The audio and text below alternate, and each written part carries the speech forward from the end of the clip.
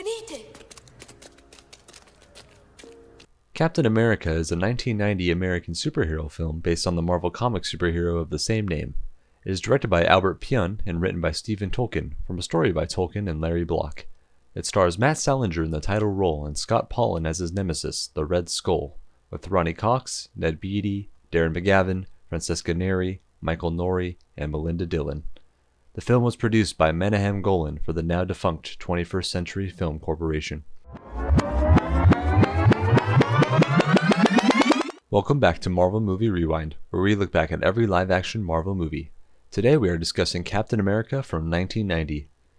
Captain America last had 2 TV movies 11 years prior, in 1979. The rights were sold to the Cannon Group founders Menahem Golan and Yorham Globus in 1984. Initially, Cannon regular Michael Winner was attached to direct a script by James Silk.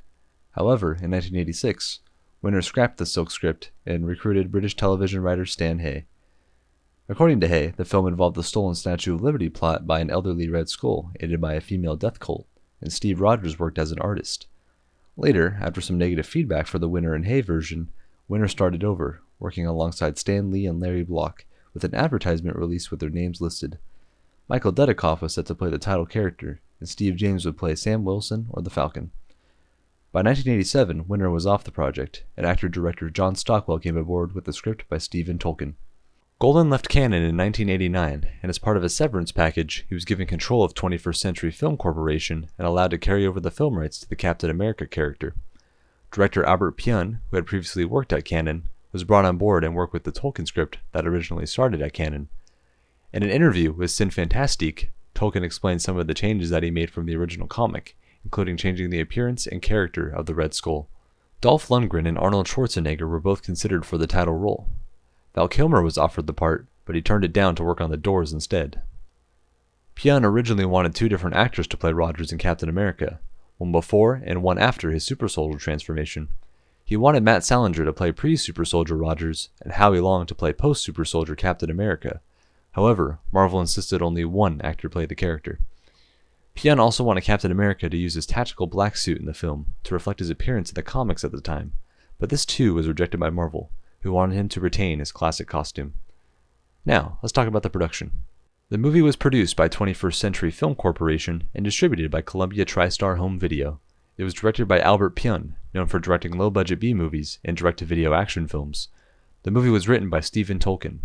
The movie was also produced by Menahem Golan. Principal photography began in 1989 and was completed in 1990. Though the production originally planned to shoot on location in Italy, budgetary issues meant that shooting moved to cheaper Yugoslavia, and the script was heavily rewritten as many scenes couldn't be shot as scripted.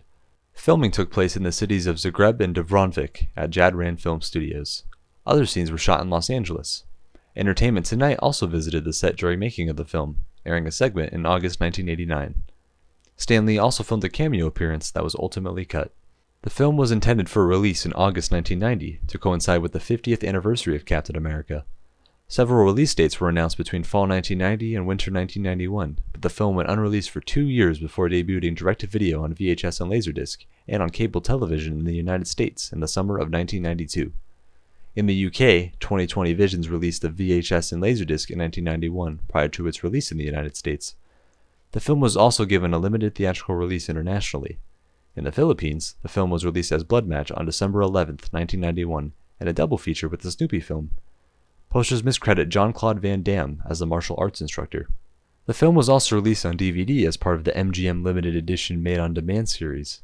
A Blu-ray disc of the film was released by Shout Factory on May 21, 2013, as a collector's edition which features a widescreen HD presentation and brand new interviews with director Pyun and star Salinger. Albert Pyun's 111-minute director's cut was released on a limited edition Blu-ray in 2025 by Yippee-Ki-Yay Mother Video, mastered from Pyun's sole surviving 35mm print.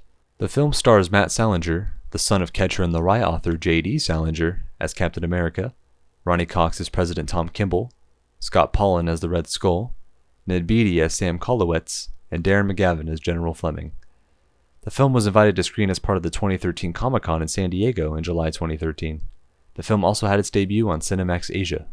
It had a budget of $3 million. It currently has a 16% critic score and a 19% audience score on Rotten Tomatoes, and a 3.3 out of 10 on IMDb. It received generally unfavorable reviews from critics. Many reviews and publications stated that the film was not quite as bad as many reviewers had said, and that the director's cut was much better than the studio's version. The film developed a cult following. Film Trap's Justin DeClow later reviewed and showed a newly found director's cut of the film via a Twitch stream and praised it for its more somber tone and improved ending. Many others who saw it also considered it a substantial improvement over the theatrical cut and called for its official release. A comic book adaptation would be released 2 years after the film's release, titled Captain America the Movie. The story was written by Stan Lee and features some minor changes from the original film. Captain America would get a new adaptation in the MCU 21 years later, in 2011. With that being said, thanks for watching. Next time we'll be talking about the Power Pack television pilot. If you enjoyed this episode and would like to see more, consider giving a like or rating and subscribing with notifications so you never miss an episode. It's free.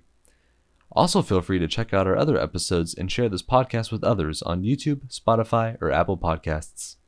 We'll see you next time on Movie Rewind.